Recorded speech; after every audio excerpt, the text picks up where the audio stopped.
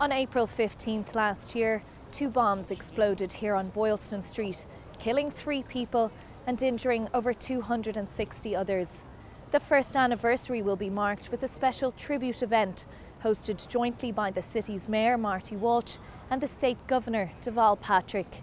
But many of those who survived the bombings are marking the occasion in their own way. 1 year on, there's plenty of cause for celebration in the Norden household. I knew they were going in to watch a friend run.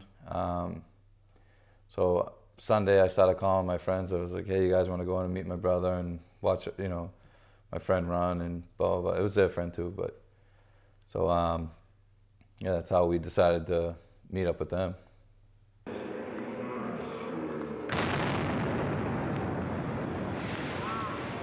When the second explosion went off, I was actually on the barricade and the boys were behind me.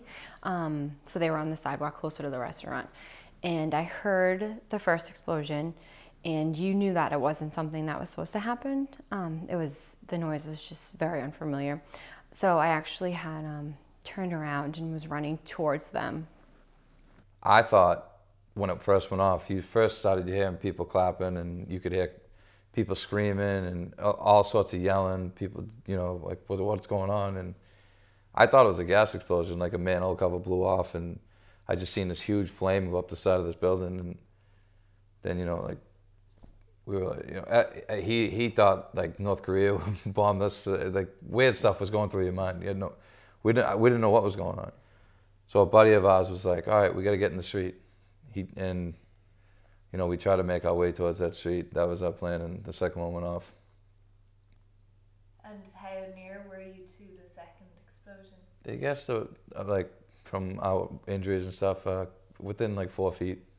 What do you remember from that time? Like, what actually happened? Like, when I came to, I saw that my leg was off, and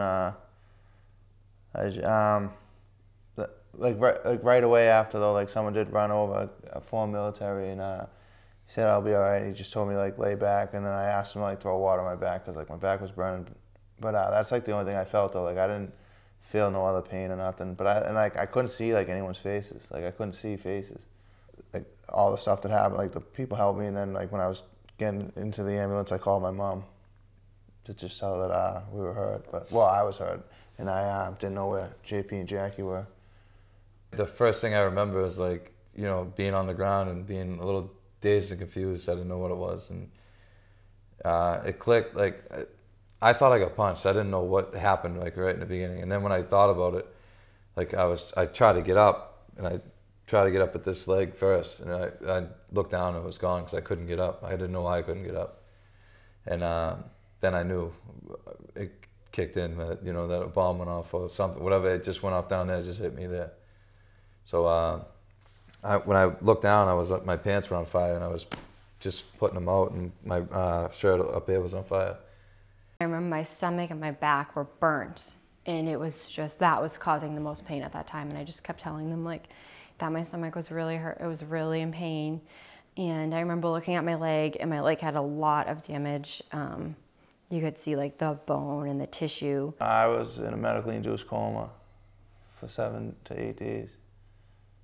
So, like, when I did come to, like, wake up, I got to FaceTime him, and he told me, like, that he lost his leg, and I also obviously told him I lost my leg, and he said he knew and stuff, and that kind of sucked, obviously, and then like, it was emotional, and then, like, I just remember, like, talking to everybody the first couple times, like, everybody was like, oh, I love you, and it was just so, like, you always said you loved everybody, and but it was, like, it was tough because, like, I was just learning what happened to everybody because I didn't know anything.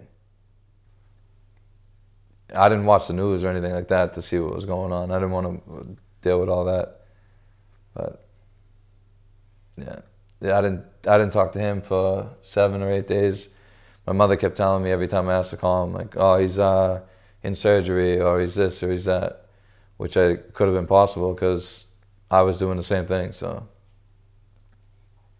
And when you finally got to talk to him, when you FaceTimed, what did that feel like? It was, it was awesome to talk to him, but it was also sad at the same time because, you're talking to your brother who just got, you know, the shit beat out of him by some bum, and it was no good. I didn't like talking to him about that stuff, but they're probably a million times better now compared to what it was. Like, we both had, like, I had over 50% of my body burned. My left leg was all messed up. My right leg was below the knee. At that point in time, like almost a year ago, it felt like it was the end of the world. Now it feels like, you know, we got a new start and everything's great and we're getting stronger every day, so. And how have you coped with having the prosthetic leg? Yeah, I mean, you feel like a kid again. You have to learn to walk, and we drive with our left foot now, so we had to be retested for our license. We can't do some of the stuff yet that we used to be able to do. Like, just everything you got to do is a little different. We shower, we take our legs off, we have to sit in a chair to shower now. You know, I know for me, still at night I use a urinal because I'm not gonna get up, put my leg on, run to the bathroom, come back. That's like a 15, 20-minute process when you gotta do all that. It's tough, like, dealing with being so slow, you know what I mean? Like, and like, even like when like we went on shopping on Newberry Street one day, and I don't like when people like behind me because I feel like I'm like so slow that I'm like, you know, like trying to get around me, and I just feel like I'm in the way. So like dealing with that, it's just like weird, but all in all, like I'm happy now. Like, you know what I mean? In the first couple months, I was like, oh man, this is tough. It was, you really didn't think that you would see like a light at the end of the tunnel when you were in the hospital. It was just so bad, and you were going through so many surgeries. But going forward, it's like night and day now when you look back. And when you think back to last year, I mean, do you have any overriding feelings about the whole thing and about deciding to go in and watch the race, and then what subsequently happened after that? No, I would have done it all again. Like, obviously, besides the bomb, but you know what I mean. Like, I would have definitely gone. Like, I wouldn't have done anything different. Yeah, we were having a good time. It was a nice day and everything, and you know, and unfortunately the rest is history. But I don't regret going in or anything like that. We had one bad thing happen to us, and we got a lot of good out of it after. So unfortunately, it was a big thing, but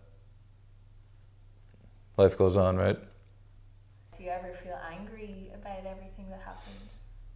Not about like what happened. Like, obviously I have like, you know, days that I'm like a little depressed, like if I just can't do something, like, you know what I mean, that I used to be able to do. But other than that, I'm fine. Like, things happen in life, you know, and it's just how it is, and you can't cry about it. You just gotta work hard and move on.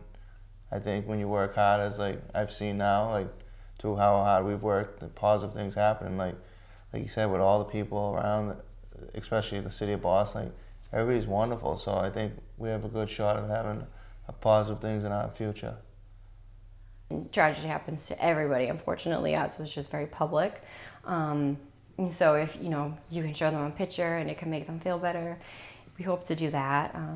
Hope to just go along with life and, you know, get back to life before this. This incident didn't define us. It is who we are now because we have scars and we have, you know, there's results from it, but just hopefully get back to life.